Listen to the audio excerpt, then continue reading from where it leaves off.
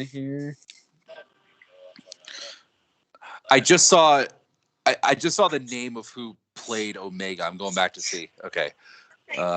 Michelle Ang is Omega. I don't think I know who that is. No, I haven't heard of her.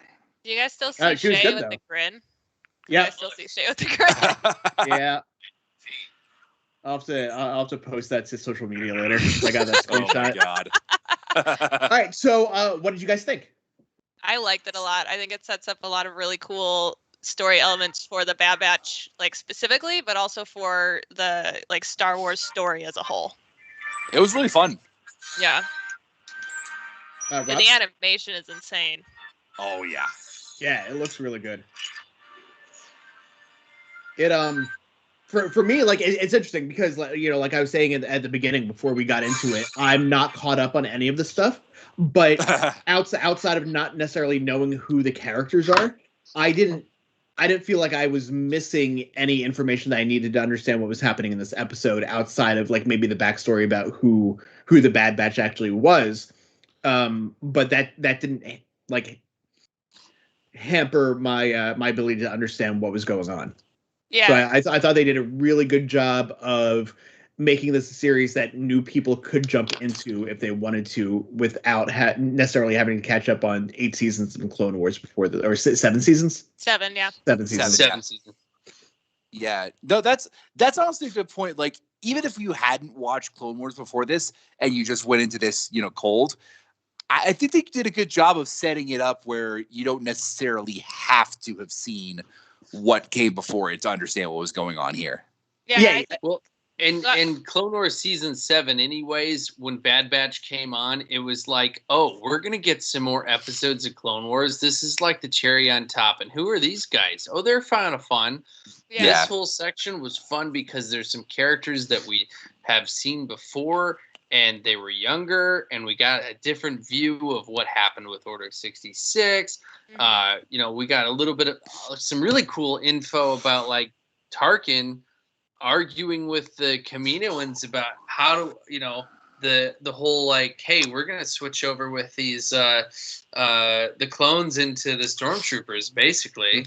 Yeah, it was a real reveal of why, like, how that happened. Right. Yeah, I know that was a big conversation. Like after Episode 7 came out, they were like, okay, well, when did the switch from the clones to the conscripted soldiers come up? Because we knew that was a thing, but we didn't know when it happened. Donnie Pearson said 10 out of 10 premiere of the Bad Batch and also this live stream. Oh, well, thank you, Thanks, Donnie. dude. Thank you, Donnie. We'll Appreciate take it. Yeah. I'll take a 10 out of 10 for anything.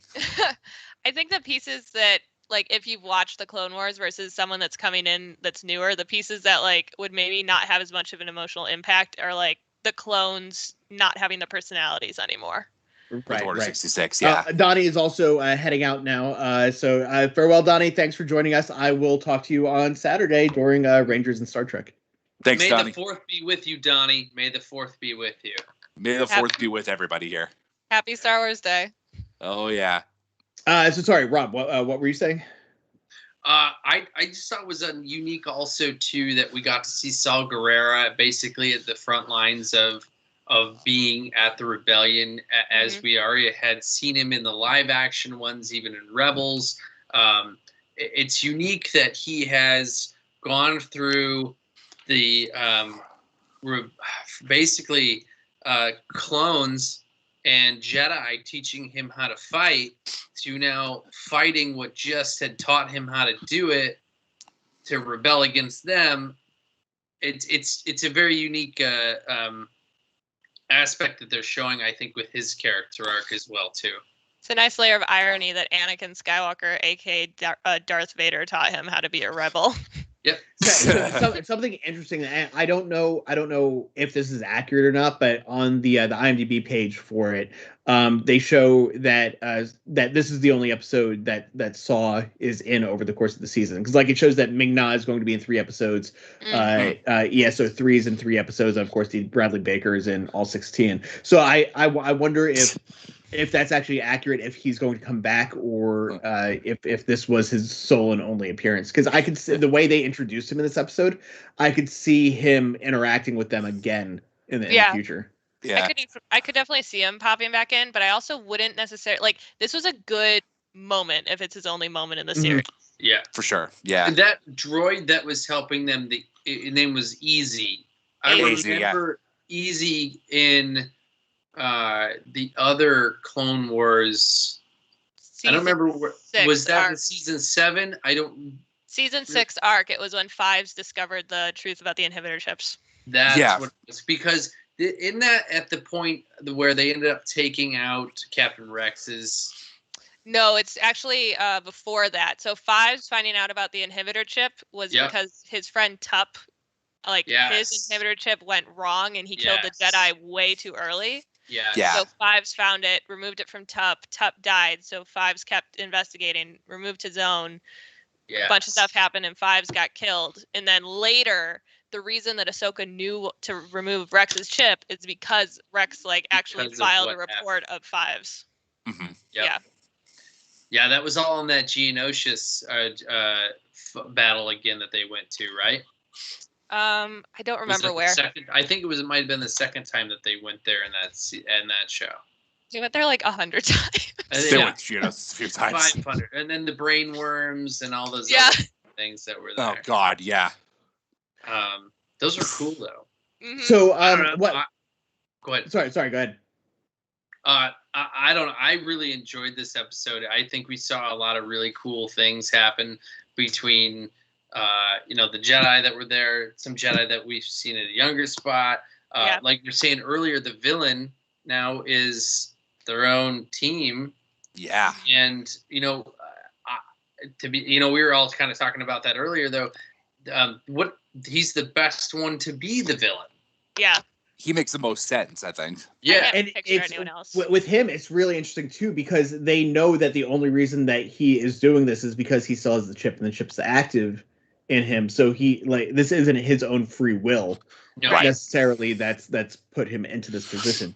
So I wonder if that's going to become part of it too. Whether they're going to have later on in the series. We don't know how many seasons this is going to go on, but just from watching Marvel stuff and DC stuff and Supernatural and all these other shows that are on TV, we know that the villains don't stay the villains. Right. They eventually they end up working with the good guys or some sort of a redemption arc. Do we think we're going to see that with him, or do you think he's going to be the bad guy throughout? I don't think he's going to be the bad guy throughout, to be honest. I mean, we already saw that with Captain Rex, where he was slightly that way, and then Ahsoka ended up stopping it from happening, which.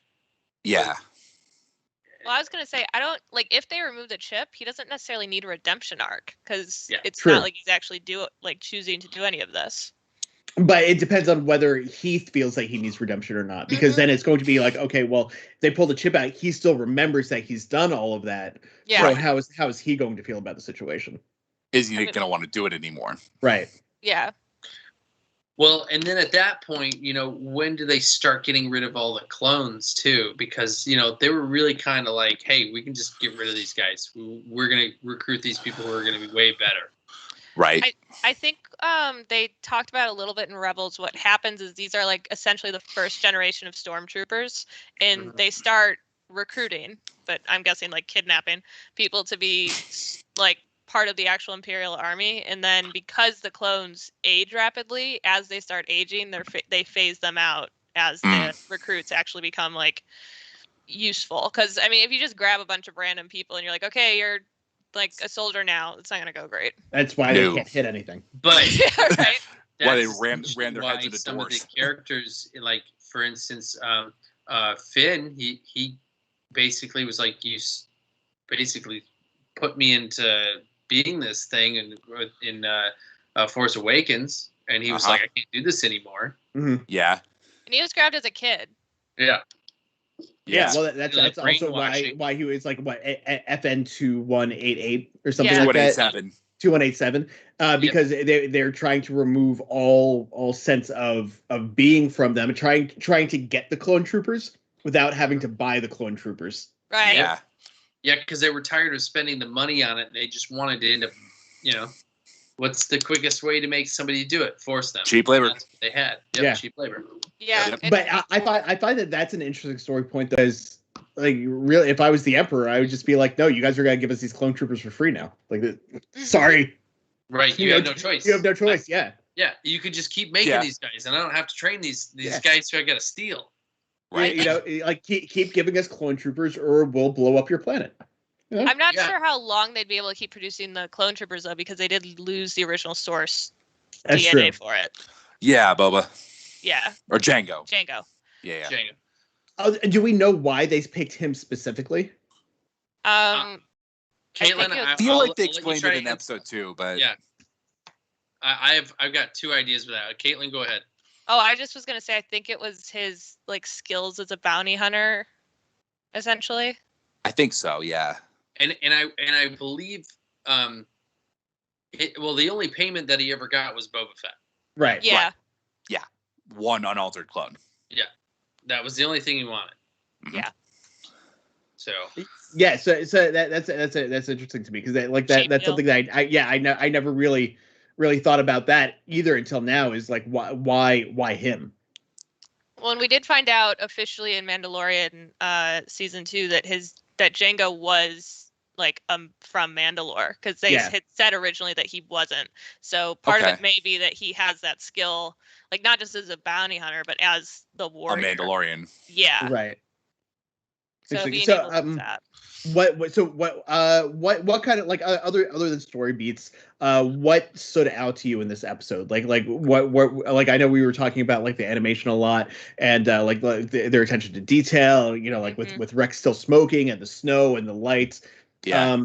Like what did you like about this episode or about this show compared to some of the previous ones that you've seen? I liked the introduction of Omega.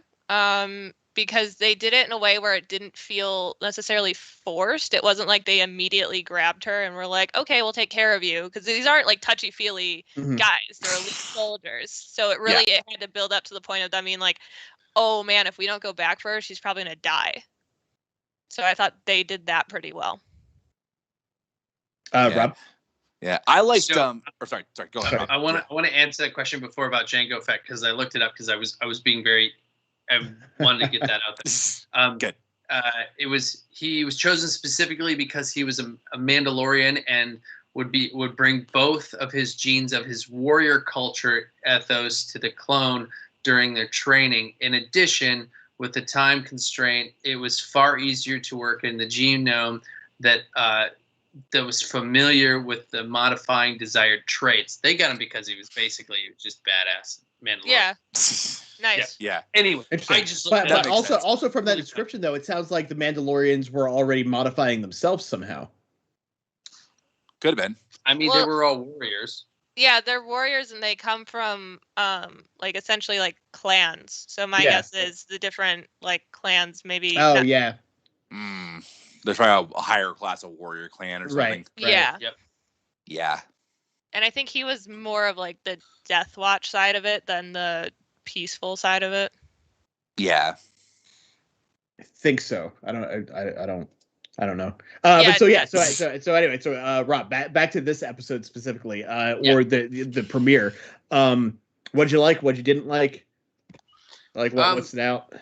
I really like how this show, or how Dave Filoni has taken lovely characters that we've watched for years and given us all the lovely little sprinkles of things that we've been told about by George Lucas's stories, and just enhanced everything that we've been able to watch as kids or as adults or whatever.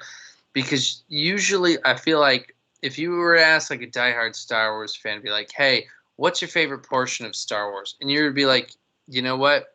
I know this person named like Ahsoka Tano. And you go, other than maybe this year, they probably don't know who that is. But if you're watching a cartoon for the last 12 years, you're like, yo! You just did here live action. You missed out on like 12 years of really cool storytelling. Yeah. Yeah. So I feel like these guys are really cool because this is another like little bit of like, you know, it's just like watching the original movie. You know, you see all those guys in the cantina and you're just like, I wonder what that guy's doing. I wonder what and now we get to see what those guys are doing. Yeah. You know? Sure. So even the little Jedi, you know, that we saw. It was Kanan, right? Yeah. Yeah. So Caleb, I Kanan, think, or... you know, if He you gets watch, called Kanan later. Oh, yeah, okay, cool. yeah. Cool. So if we, you know, we watch Kanan's story in Rebels. He talks about all that, just so what happened. We just got to watch it. Yeah, that's the first time we've seen it. It's been in like a comic, but this is the first time you actually got to see it and have that really guttural emotional impact from it. Because you of course feel it when he's explaining what happened, but it's a completely different experience to actually see this happen. So thank you, Dave Filoni. We Well, appreciate you. and that's You're that's something like now I do want to go back and watch like all this stuff that I've missed, because now I'm like, oh, okay, there's a lot of backstory that I'm missing now that I kind of want to know about. Yeah. Star Wars is like the biggest puzzle piece ever. They just threw it on the table and went, let's go find these pieces and maybe we'll show you this. And then you might get to see the full picture. Yeah. Yeah. Definitely. So, Richard, what about you? What things stood out in the episode? Was there anything that you didn't like about it? I'd say maybe like the excitement factor wasn't quite as high as I was expecting. It was a great episode. Not saying anything like really bad about it, but what I found interesting was like where it was set exactly, because we knew it was going to be like at the beginning of the Empire stuff. I didn't think they were going to go like right into episode 3, because basically this episode, if you watch it like at the exact same time as the end of Clone Wars, they're basically happening at the same time. Parallel. Completely. Yeah, pretty much, like with the Order 66 stuff and everything. The Crosshair stuff was pretty cool, you know, seeing him turn into a little bit of a villain, and like Rob said, I like the Omega stuff. I like how they set her up, and I mean, it's just a fun group. It's a really fun group to kind of follow their story for. And we really saw more of their dynamic, because we met them in in like that 4-episode arc, but this was the first time we really saw them. And we were just focused on them, because with the 4-episode arc, we were also focused on Rex and Anakin and kind of Obi-Wan, all that angst. Yeah, for sure, and Ahsoka.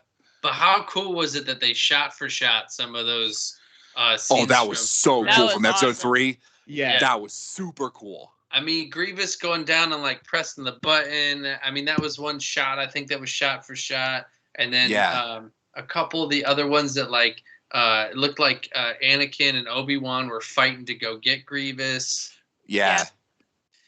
It was good Order stuff, 66. Dude, you do that so good. right? Like when he did that during the show, I'm like, wait. I mean, we just saw the Emperor go on the screen, you know, do the whole the you know, the word for word thing, and then that was an exact like Yeah, and that kind of goes back to what we were talking about with the attention to detail. Like this episode, I'm hoping it goes forward with the rest of the show too. But they did a really good job with like all the details to everything. Because like I haven't seen Camino since the prequel trilogy, right? And like as soon as I saw it, I was like, oh, I know where we're at. Like it like immediately it just all came back and it all fit. It all looked amazing. Like as far as the story goes, like I was saying earlier, it just worked on a level for a newcomer to the Clone Wars storyline here. But just as like on its own, like we were talking about during the episode, like it didn't feel like it was 2 episodes back to back. It felt like a solid, just like single extra long episode, and did a really good job of setting up exactly where we were starting from and what to expect from the series going forward. Like the questions are, what's going to happen with Crosshair? What is Omega? Like, how is she genetically enhanced? Why? It seemed like the Kaminoan that helped them escape has a special interest in Omega as well. Yeah. So that was the reason that she let her escape. So why? Like, what's going on with that? So like, there's just all of these questions that the episode asked, but it didn't feel like something like Lost, where it's just going to be answered with another question later. Like I feel like they're going to answer the question, but then ask another one instead of just stringing us along. So for sure, Omega definitely developed the power to miss with a blaster after the fact. I think So she one didn't want shot. to kill him. She hit him, but the next one she completely missed. So what enhancement? So what Or a I'm thinking, stormtrooper. what I'm my crackpot theory, if you will, is that she is going to learn how to is that she's going to be able to pick up skills really fast.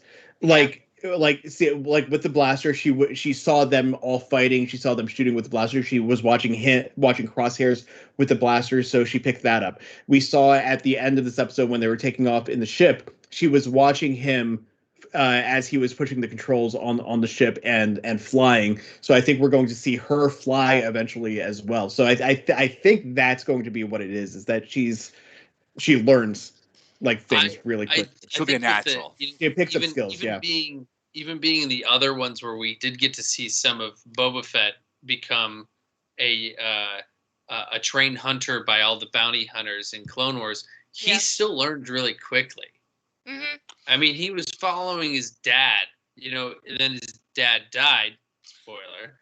But yeah. Fine, that was 20 years ago now. Yeah, 20 years ago. But like, even I've seen that. Well, there you go. But he ended up getting all these traits. So, if she's already a girl version of these clones, she's already got enhancement. Yeah, I think she's gonna, like you said, she's gonna go very quickly and figuring out what to do. Yeah. Yeah. Which clone do you guys think she's gonna attach herself to the most? Hunter. I was gonna lean Hunter. Yeah. See, I was always gonna say Rex. Rex. Just Do you mean Wrecker?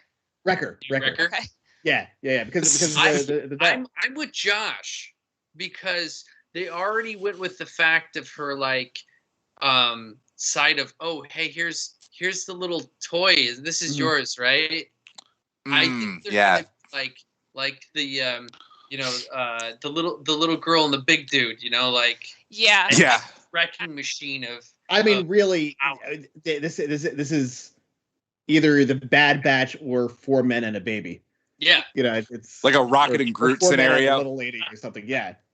I definitely think they're gonna have a really fun relationship of like kind of that, like you're saying, the like big guy and like little girl, and I think it's gonna be almost more sibling. I just think with Hunter, it's gonna be more like protective parent style, father figure kind of thing. Because he was the first one that she talked to, and he would continue to talk to her, and then in the end he was the one that's like, okay, we have to go back for her. I think her and Wrecker are gonna have probably the most fun relationship. Yeah, and maybe her and Hunter will have the most emotional. Yeah. I could see that. Yeah. But no, I also really liked that I've been looking forward to seeing this time period, and I think that it was very minimal. It wasn't like we dove immediately into the Empire's in control, which I think is good, but I am liking the build. I think next episode's going to be crazy on that front.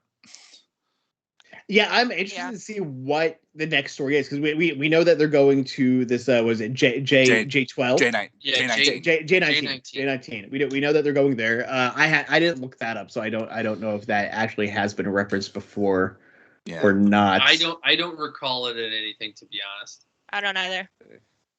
Yeah, I'm looking it up right now just in case. Who's our guess who they're gonna go find though? Because they're going Fennec maybe. I think Fennec's gonna chase them, because the Empire is after them now, so I think that there's going to be a bounty out on them. Yeah. Let's see. Top results for J19 and Star Wars. Angry Birds Star Wars Path of the Jedi level J19. Oh my. That's it. You solved it. J19. Nice. So we're getting a Star Wars and Angry Birds crossover. So basically it's going to be a bunch of Grimorium guards on a planet. Nice. I don't see anything about a location being called J19, but there is a model of the bow rifle that's called J19 and a J19 electroscope. Could it be another planet that we've seen before, but somebody else calls it J19, like how they call Earth a bunch of things in the MCU? I think it could be a sector, not necessarily a. That could work. Yeah. Yeah. Is that Jakku, maybe? Oh no! Oh no! Nobody likes to go back to Jakku. Because they were talking about a friend. Yeah. That's there. So who you guys are going to know this a lot better than me. Who could that friend possibly be? I mean, Like who would be your like? Give me three options. Well, we've for who only you think it might actually be. seen them really have kind of three friend-ish people. Okay. And two of them are evil now. So, like Anakin, Cody, and Rex. That's Yeah. really it. And Cody full on Well, Order 66. Well, not necessarily. What about Not Ahsoka? necessarily. You've got either Ahsoka. Right. She never did. Obi-Wan as well. She didn't meet them. She was She came in after. She came in after the Bad Batch came in, right, in season 7. Fair point. Wait, so Obi-Wan didn't meet these guys? I don't think I believe he was. Obi-Wan may have briefly, but he wasn't on the mission. Obi-Wan met them. Right, yeah. So they were on the platform when they showed up, and they were about ready to say, "Hey, see you later," and then Anakin went with them. J&R says maybe Saw Gerrera, but I don't think it would be, because they made it seem like they really knew who like this person was, like someone that they knew pretty well. Right. Yeah, for sure. The thing that makes most sense to me is Rex, but I feel like it's too early. Yeah, do they know that Rex turned bad? They don't know that he wouldn't have been bad, because he had the chip removed. They wouldn't know that. They wouldn't know who was bad and who was good. Yeah, it could be someone from a planet that they maybe helped, because we know that they went on a lot of missions, so it could be so it could be someone new that we don't know. Yeah, right. It could be. That's where I'm leaning, actually. Someone new. Or it could be someone that we know of from Clone Wars, but we've never seen them interact with, like the freedom fighter from the Twi'lek freedom fighter from Rylos, something like that. Yeah, for sure. What about characters from Rogue One? I mean, we're pretty far out from that. I was say, isn't that 10, 15 years in the future or something? About 20. I think longer. It's 20. 19, 20, somewhere in there. Yeah. Right? Because Luke was 19. Yeah, because isn't it 20 between episode 3 and episode 4? Yeah, and there's 15 from the rise of the Empire and Rebels. Yeah. Also, Django Fett in the chat said, "I love seeing AZ again. That droid that was with 5s." Me too. I'm so sad he got shot. Me too. Shay says species Lasat, Lasat. I don't know who that is. So the Lasat were we met one of them in Rebels. He's one of the main characters, and the planet got just wiped out by the Empire, and they weren't actually involved in the Clone Wars. So that could be a really interesting option. It'd be the first time we would meet them, timeline wise. For sure. I don't know, because I don't have any background information on what happened before this to really base my guess off of. What else? What do you guys have any other questions about what's coming up or things that happened in this episode that you are looking I almost feel like it's going to be some type of rebel that we know. I think it's going to be someone we know. I just don't think it's going to be someone that we know is connected to them. Yeah. I'm having a hard time picking out where this plot is actually going to go for the rest of the series. Because we've always got 15 more episodes. They've got a lot of stuff to do between now and 4 months from now.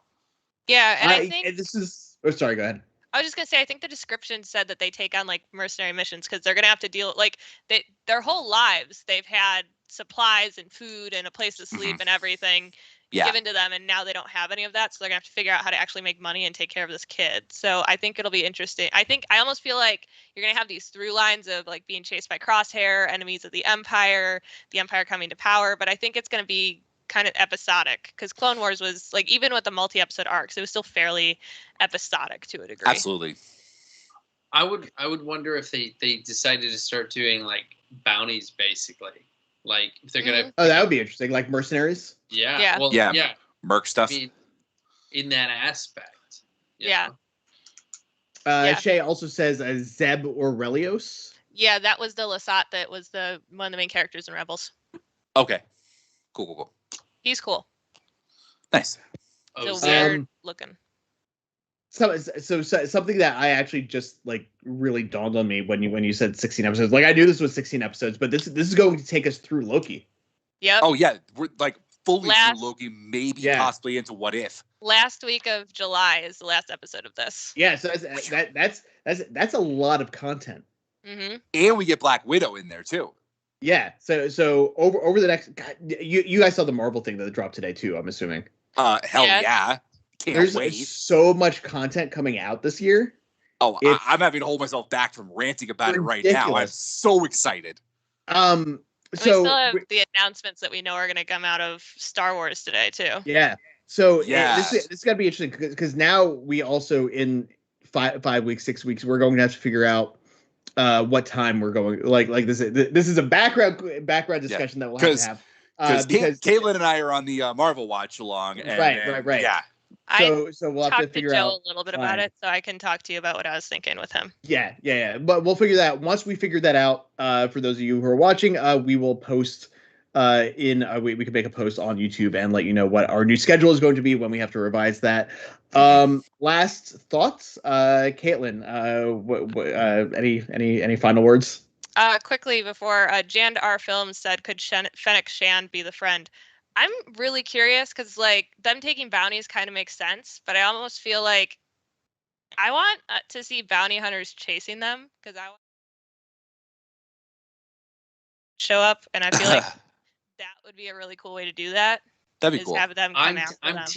team Cad Bane on that aspect. Okay, so I do like me some Cad Bane. who is ES03? I have no idea. Do we know? Because Great that's the only other like named character that's on Well, it's a IMDb? droid. You can tell Yeah. it's a droid by the name. Right. So we don't know who. So that'll be interesting. Yeah.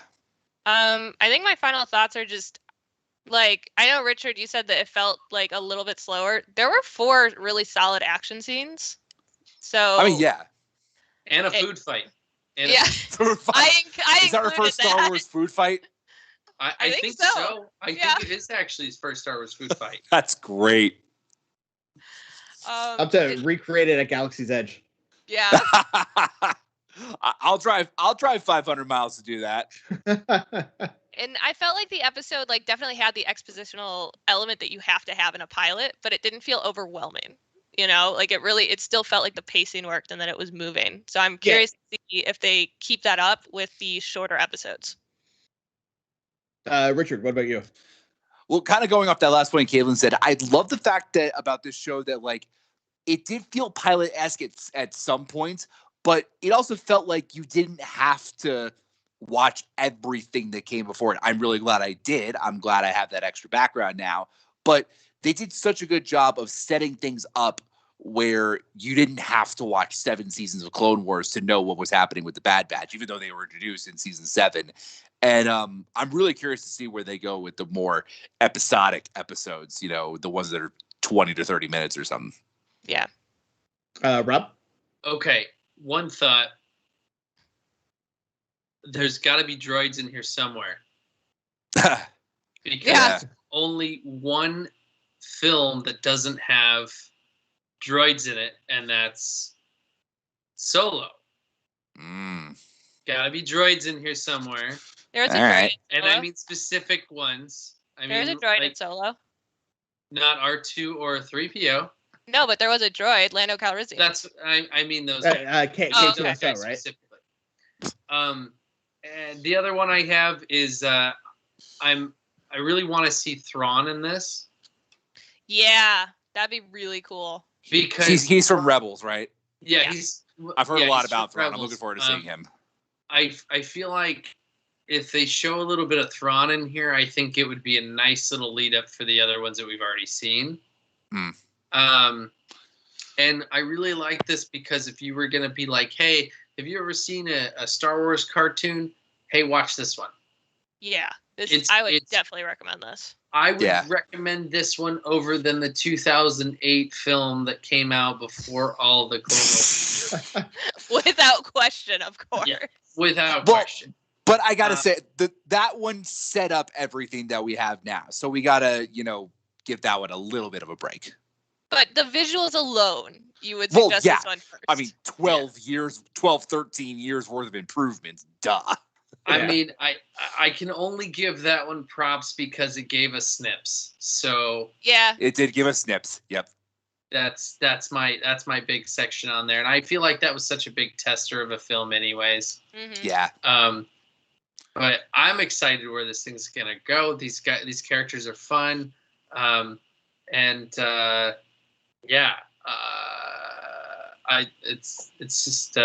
want to see Thrawn in this though. Somewhere I want them to run into Thrawn.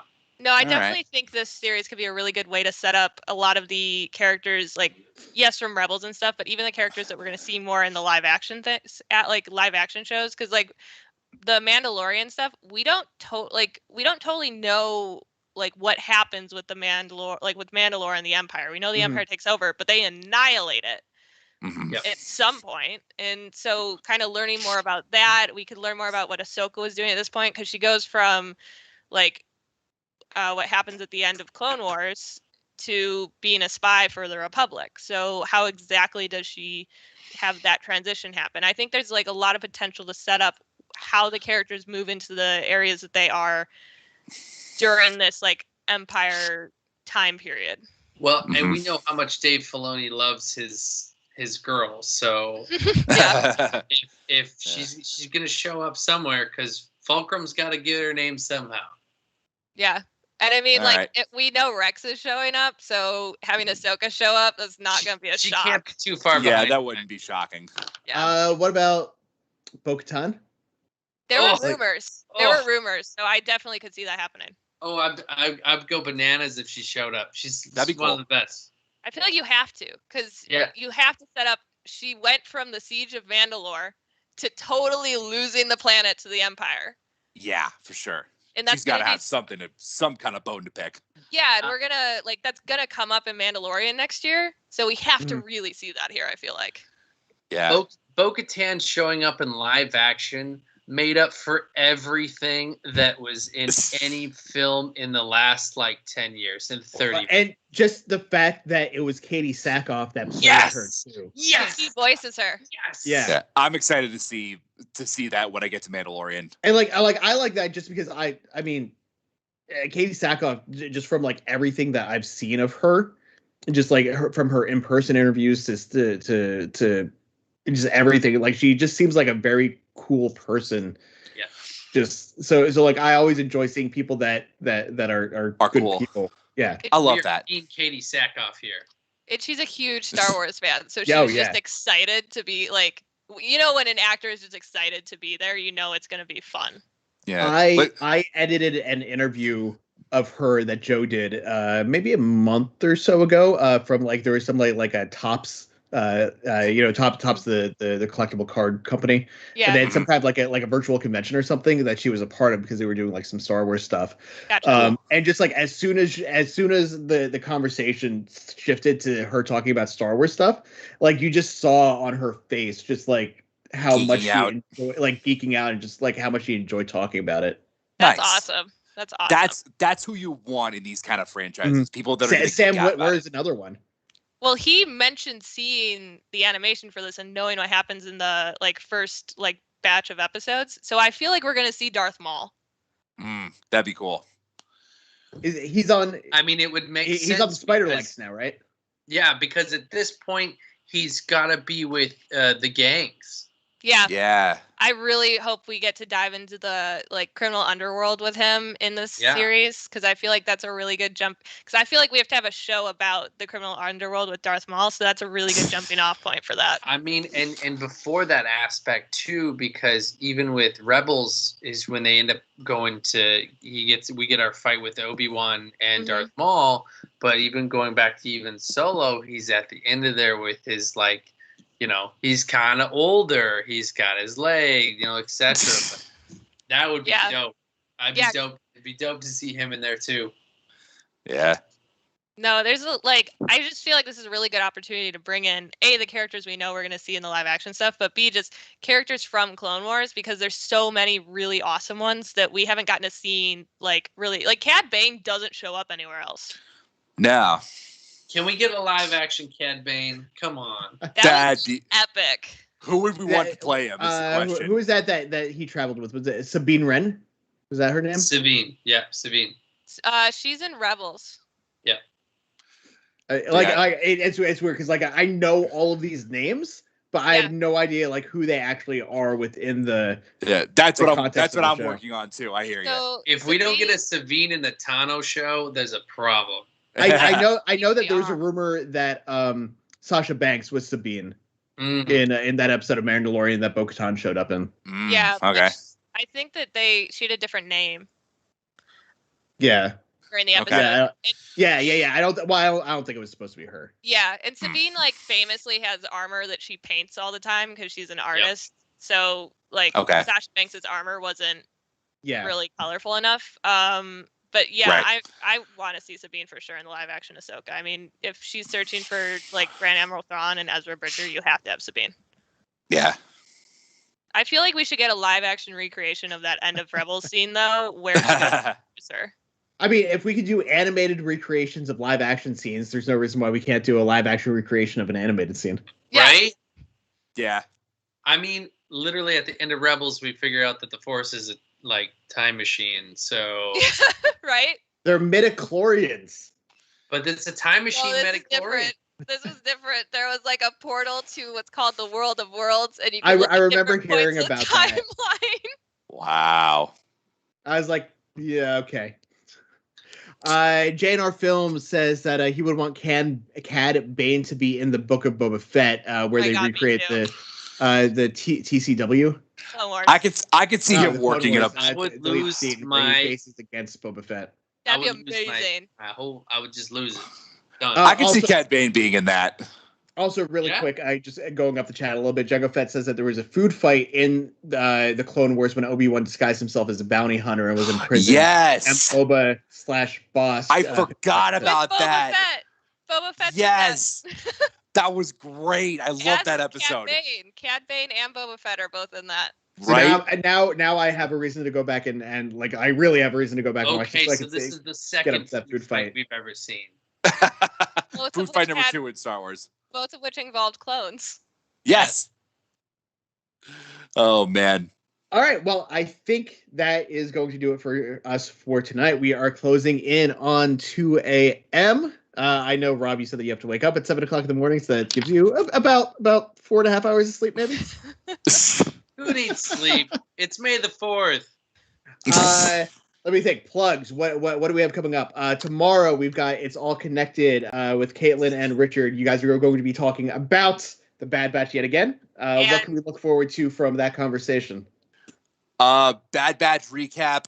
Anything Star Wars that comes out tomorrow. All the Marvel stuff that came out today, which is going to be awesome. It's going to be a good show tomorrow. It's going to be a long episode. I was breaking it down. I'm like, we don't even have the Star Wars news, man. And then we got a Loki tease tonight during the Pelicans Warriors game tonight, and then it's like we're just like, oh my god, can we? We love the show and everything, but could we save some of it for next week? We've got enough for this week. No, we don't. I want all the Star Wars news. I want all the Star Wars news. It'll be a good one. All right, so that's Tuesday. Wednesday, we don't really have any live streams. Thursday, at midnight, 11:40, we will have episode 2 of the Bad Batch. Yep. I might not be with you. Jamie, who is also on the Star Trek show with me, might be coming in. We'll see how that works out. Then Saturday, we're back to the beginning again with the Retro Ranger wrap-up, the regular Ranger wrap-up, the Riker Maneuver. Jamie and I will be talking about episode 23 of the first season of Star Trek Enterprise. Sunday, we've got the Retro Sentai wrap-up and the Illuminerdi Wrestling Order, where they talk about everything that's happened in the past week of professional wrestling. I think that's it. Long list. Yeah. I should post a schedule online, make it easy. Right. So with that, I guess we will see you guys in 3 days. 3 days. Nanu, Yes. nanu. Shazbot.